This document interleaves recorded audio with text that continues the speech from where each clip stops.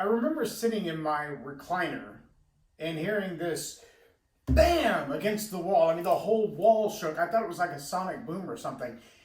And I sat there for a couple of minutes and never did figure out what it was. And then a few minutes later, bam, there's that loud wall shaking noise again. And I'm really beginning to be disturbed by this. And then the third time I got out of my chair and walked around the corner, and what I discovered is a leadership lesson for life.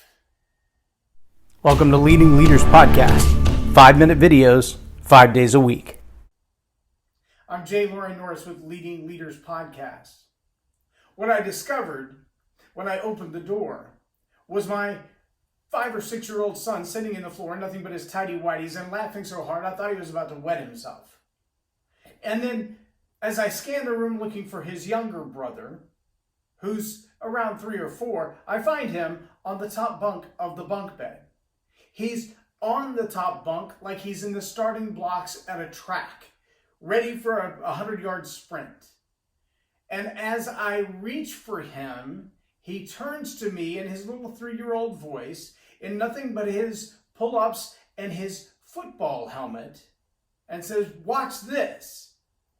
Bam! There's that slam again, and the bed slams against the wall as he launches himself from the top bunk at the ceiling fan in full speed. And I said, "Boy, you're going to hit your head on the ceiling fan." And as he lands in the pile of pillows they've made in the floor and rolls off to the side laughing, he looks at me and he says, "That's what I'm trying to do."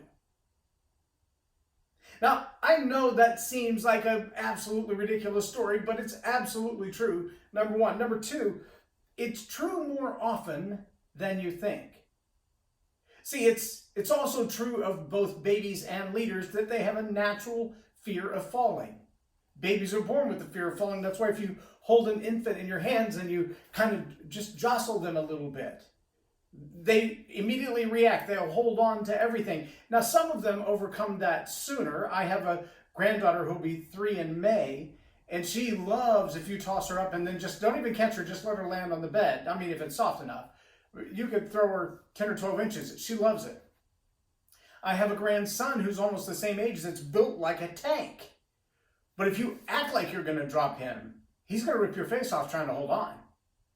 They don't react to that fear exactly the same at exactly the same time. As they grow older, like my younger son, sometimes they become fearless, not necessarily for their own good. They don't have enough sense to be afraid of what could destroy them. And it's that hubris that it causes, like the young man recently who died in Dallas because he was sitting on the back of a pickup while they were doing donuts in a parking lot with a bunch of street racers. He flew out of the back of the pickup and was run over by said pickup. Now the driver's in huge trouble and the young man lost his life. Why? The hubris of youth that says, "It isn't going to happen to me." It kind of takes over at some point, and the fear of falling, the fear of making mistakes, the fear of getting in trouble gets completely washed away, and we're blinded by this hubris that I've done it so many times before and I've never gotten caught. I've done it so many times before and nothing has happened. I've driven without my seatbelt or with a couple of drinks in me and it's never been a problem before. It's going to be okay. See, leaders have exactly the same problem, that hubris will blind them to the things that could destroy them, that could destroy their relationships, their country, their companies, their business opportunities, their finances, even their freedom. Because somewhere in the back of their mind, they've got just enough pride, just enough hubris to say, it's not going to happen to me. I mean, we hear all the time, with great risk comes great reward. In fact, we often understand that to mean that if there's a reward opportunity there, it's not going to come without some risk. And while there may be truth to that, there's also truth to the idea that you need people around you who are willing to poke you in your nose and go, "That's a bad idea, let me tell you why." People who you respect enough to hear that, who are objective enough, that it's not about their jealousy, it's not about their own pride, it's not about them wishing you not to do well. It's simply about them caring for you. You need that kind of people in your life, advisors who will tell you, "I wouldn't do that," because you're risking a lot more than you think. And then also, just remember, As leaders, not every risk comes with a reward behind it.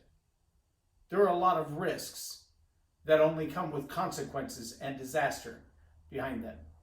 I'm Loren Norris with Leading Leaders Podcast for Tell It Like It Is TV. Have a blessed day. Subscribe now for our extensive video library of leadership lessons promoting faith, family, and freedom.